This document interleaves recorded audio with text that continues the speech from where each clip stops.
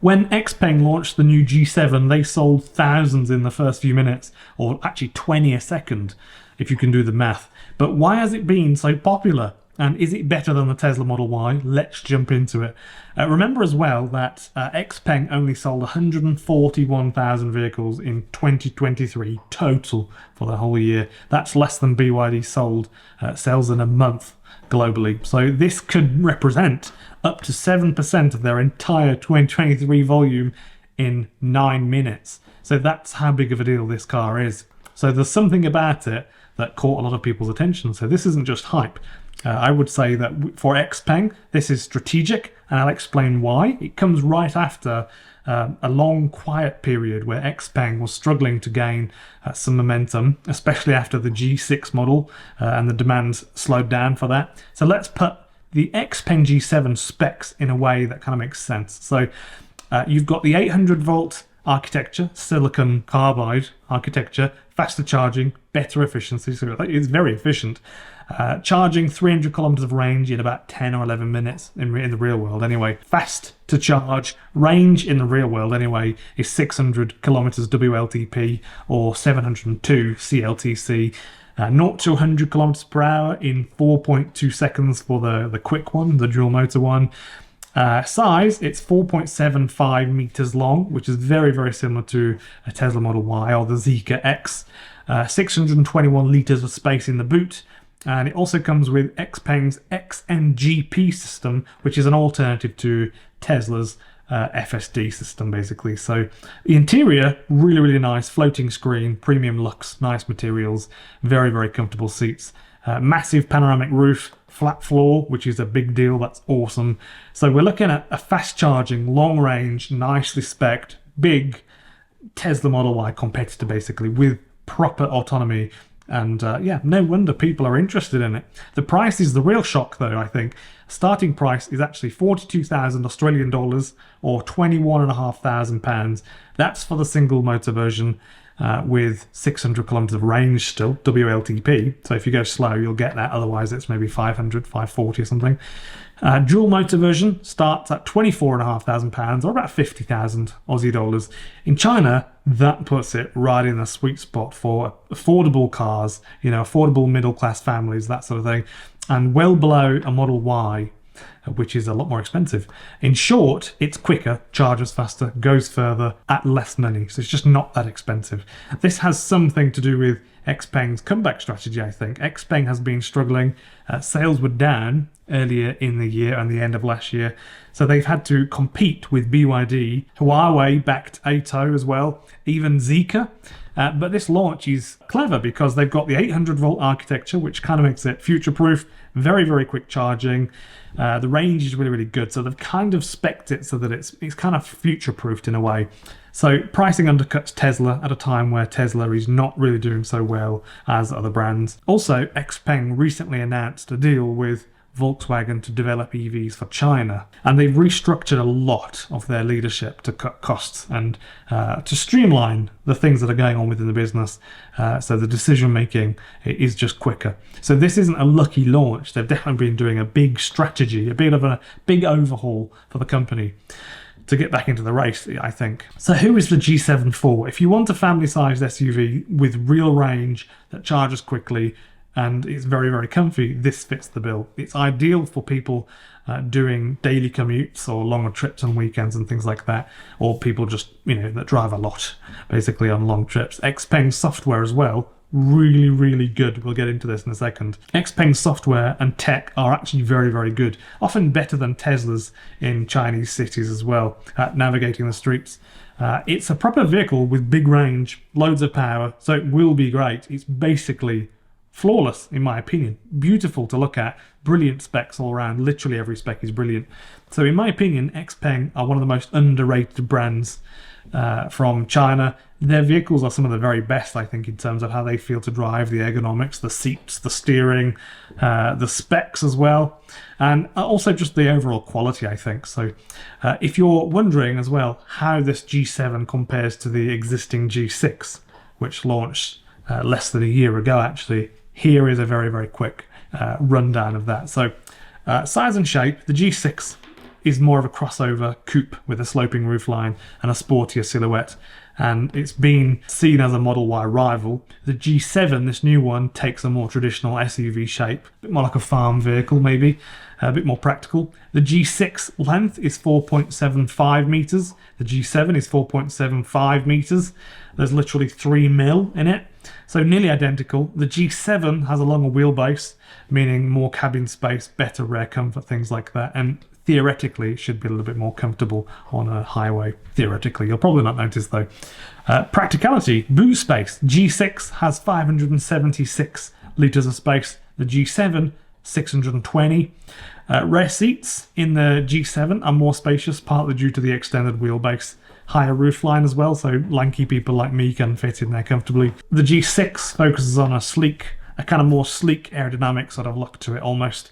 The G7 aims more for comfort and room and utility and practicality and that sort of thing. Charging and range. Both use the 800 volt SiC platform with fast charging, so 300 kilometers of range in 10 or 11 minutes. Range is comparable, though the G7 is getting better efficiency actually. WLTP efficiency due to the upgraded cell packaging. The max range for the G7 is 602 kilometers WLTP, and that's up from 600 on the G6 model. So on paper anyway, but real world numbers might show that often without going on a highway, for example, the G7 pulls ahead slightly due to shape and tuning, and it's the efficiency. They've done something somewhere in there. I think that would be the one that I buy, I think, the G7, and I genuinely in the next year would consider buying a G7. The G6 started at 209,000 RMB. The G7 is basically the same price minus 100, which is for a better vehicle, and you pay 100 less for it. So I think that's a conscious decision. It's about 42,000 Aussie dollars versus the starting price for the Tesla Model Y in China, which is just made down the road actually. That's $56,000. So it's a lot more money. Clearly a markedly better vehicle, and it's a lot less money. The G7 is arguably a better buy, same price, more usability, you just get more for your money, and that's why this launch matters and I think has captured so much attention, I think. And I think it's also, the G7 is actually the first XPeng model to run on their custom designed Turing AI chip, which delivers 2,250 TOPS of computing power. We'll get into that in a second. That makes it much more powerful than basically every other EV that you can go buy right now in terms of computing power. And XPeng says it's aiming to sell 100,000 G7s per year, which works out to roughly 8,000 a month. So that figure lines up with the estimates from Deutsche Bank as well. One of their analysts, Wang Bin, expects about 55,000 G7 deliveries in the second half of this year alone. So that kind of works out about right. Just to give some context here as well, XPeng delivered 34,500 vehicles in June for the month, and they've already hit 197,189, I think, if my memory is correct here, in the first half of this year. So that's brilliant. That is a 280% increase year over year, which is huge, and already more than their total deliveries in all of 2024, which actually was about 190,000, I think, or 191. So yeah, XPeng isn't just hyping the G7, it's actually really, really great. They've got some pretty aggressive goals up there too, and their internal target, double the total deliveries this year compared to last year, which is very, very, very ambitious. But right now, they're actually currently on track, which is great. To explain the TOPS figure, so this, in the real world, you may or may not notice anything, but it is an interesting thing because technically it's accurate. So on Tesla's current HW3 chip, full self-driving computer 1, on the Model Y from years 2020 to 2023, the power, TOPS figure for that, which stands for tera operations per second, is 144, which is not overly good when you compare it to the other big number from XPeng. Dual neural network chips developed by Tesla. It navigates on autopilot and full self-driving beta or level 2 autonomy. The newer version for modern Tesla Model Ys from 2023-2024 is the HW4 chip. That's actually gone up to 250 to 300 TOPS based on industry teardown reports. Tesla don't actually tell you what it is. That kind of adds higher resolution cameras around the whole car, better processing, and more efficient, more redundancy basically. So the XPeng G7 absolutely crushes Tesla and basically any other car in raw in-car AI computing power, at least on paper anyway. Of course, real-world performance depends on software efficiency and how much of that power is actually used, and thermal management, things like that. One of the things that I was super impressed with, one of the best things is the way with Tesla is the way that they fix things, and the screens inside the cars often would overheat. They ran liquid cooling through to the rear of the screens on a heat sink, which was rear mounted in the screens, which I thought was brilliant. Let's very, very quickly compare the Model Y before I wrap this video up. So the XPeng has the highest in-car computing power of any electric vehicle to date, and it supports advanced driver assistance and it's level 3 ready in the future. So it's already kind of future-proofed. For reference, like we discussed in a recent video, Tesla is currently running at level 2 autonomy right now, nothing more.